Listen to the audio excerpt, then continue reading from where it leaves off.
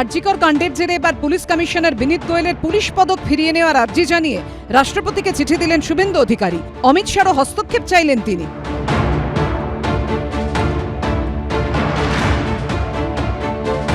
রাষ্ট্রপতিকে লেখা চিঠিতে শুভেন্দু লিখেছেন, আরজিকর মেডিকেলে চিকিৎসককে ধর্ষণ খুনের তদন্তে বিনীত গোয়েলের ভূমিকা নিন্দনীয় ও লজ্জাজনক। তথ্য প্রমাণ লোপাট ও হাসপাতালে হামলার ঘটনায় তার ভূমিকায় যথেষ্ট প্রশ্ন রয়েছে। চিঠিতে বিরোধী দলনেতা অভিযোগ করেন, তার রাজনৈতিক প্রভুর স্বার্থে তদন্তে অন্তর্ঘাতের চেষ্টা করছেন পুলিশ কমিশনার। তিনি শুধু নিজের নাম ডুবিয়েছেন তাই নয়, কলকাতা পুলিশের 168 বছরের সুনাম কলঙ্কিত করেছেন। তাই বিনীতকে দেওয়া প্রেসিডেন্টস পুলিশ মেডেল ও পুলিশ মেডেল ফিরিয়ে নেওয়া হোক। কেন্দ্রীয় স্বরাষ্ট্রমন্ত্রীর কাছেও একই আর্জি জানিয়েছেন শুভেন্দু অধিকারী। অমিত শাহকে লেখা চিঠিতে তিনি লিখেছেন, পুলিশের কাজের কৃতিত্বকে সম্মান জানাতে প্রেসিডেন্টস পুলিশ মেডেল এবং পুলিশ মেডেল দেওয়ার নিয়ম চালু রয়েছে। 2013 এবং 2023 সালে বিনীত গোয়েলকে তার কাজের স্বীকৃতি হিসেবে দুটি পদক দেওয়া হয়, কিন্তু তিনি ওই পদকের মর্যাদা রাখতে পারেননি। অমিত শাহকে লেখা চিঠিতে দাবি করেন শুভেন্দু, পদক কেড়ে নেওয়া উচিত, এইসব লোককে চরম শিক্ষা দেওয়া উচিত।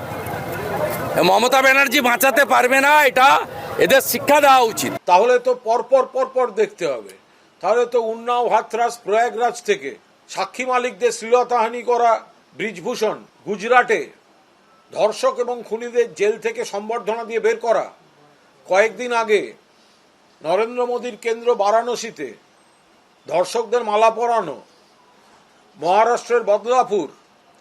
তাহলে রাষ্ট্রপতিকে হস্তক্ষেপ করতে গেলে তো সারা ভারতবর্ষের এ ধরনের ঘটনাগুলিতে হস্তক্ষেপ করতে হবে এবং কনসার্ন যারা ন্যায় বিচার দেয়নি তাদের এগেনস্টে পদক্ষেপ নিতে হবে, তাদের পদ থেকে সরাতে হবে, তাদের পদ কাটতে হবে, পদক কাটতে হবে।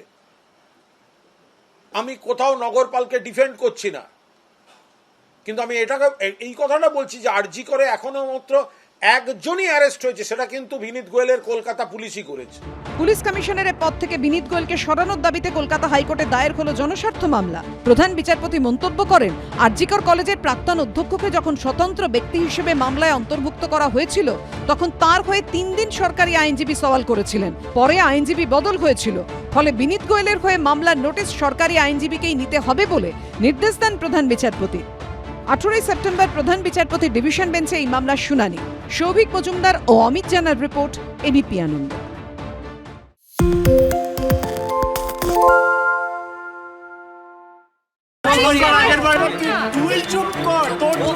বাংলা ঝামেলা চায় না, বাংলা খবর চায়। বাংলা খবর, বাংলার খবর।